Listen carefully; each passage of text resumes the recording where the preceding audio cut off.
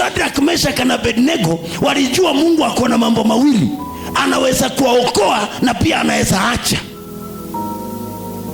Walisema,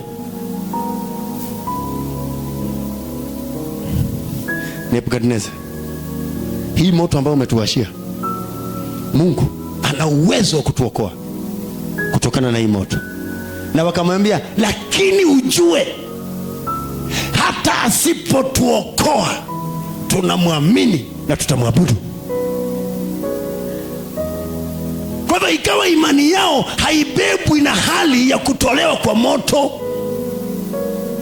Imani yao haibebwi na hali ya kutendewa. Imani yao haibebwi na hali ya Mungu ni mzuri, anatupenda, atatusaidia.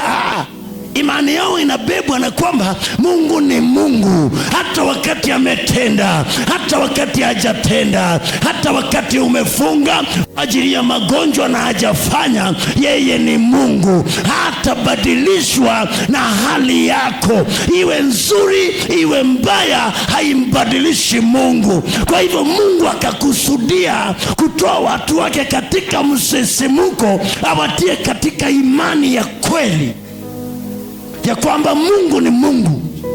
Whether he does it or not, he will not change. Hallelujah.